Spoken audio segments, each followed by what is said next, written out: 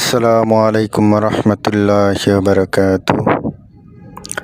আপনারা সবাই কেমন আছেন? আশা করি আলহামদুলিল্লাহ সবাই ভালো আছেন।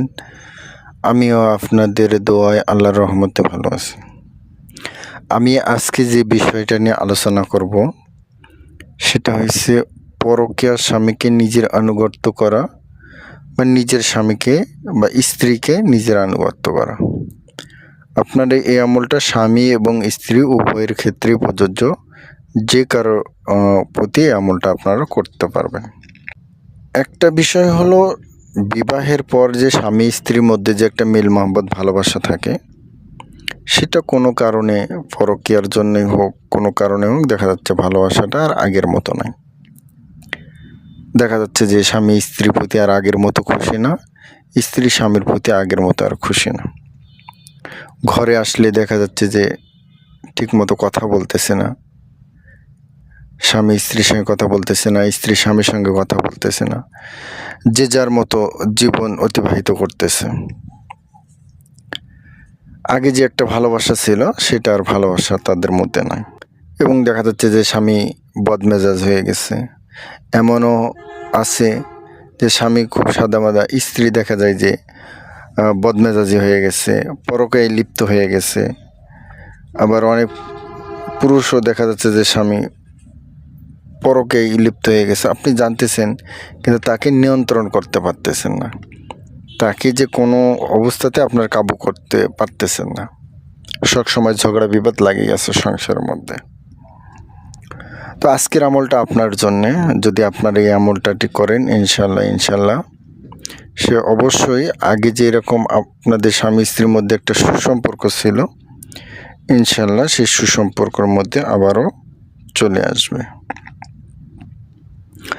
এই আমলটা করার নিয়ম, আপনার চাঁদের শুরু 13 দিনের মধ্যে, আরবি মাসে চাঁদের 13 দিনের মধ্যেই আমলটা করতে হয়।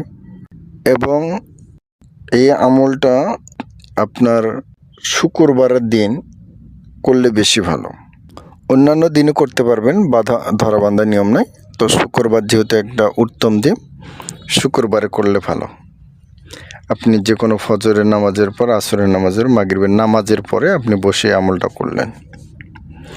আমলটা আপনারা চিনি, মিষ্টি, হালুয়া, মোরব্বা যে কোনো মিষ্টি দ্রব্য জাতীয় জিনিসের উপরে এই আমলটা আপনারা করতে পারবেন। এই আমলটার আরও একটা বিশেষ আমল আছে, সেটা হলো আপনি পায়েসের মধ্যে করবেন। এটা একদম বিশেষ আমল একটা। আমি সবগুলোই বলতেছি একসঙ্গে।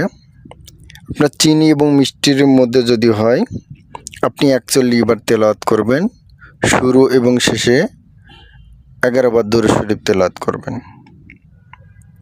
এবং আয়াত শেষে প্রত্যেকবারে আপনি মিষ্টি বা চিনির উপরে দম করবেন। এবং শেষে 41 বারে যা আপনি 3 বার দম করবেন। এবং স্বামীর নাম এবং স্বামীর বাবা মার নাম নিয়ে অবশ্যই আমলটা করতে হবে। খাস করে আমলটা করতে হবে। যখন আপনি পড়বেন তখন এটা আমভাবে হয়, বাবা বা স্বামী স্ত্রীর নাম নিয়ে যখন পড়বেন তখন এটা খাস করে আমলটা তার উদ্দেশ্যে হয়।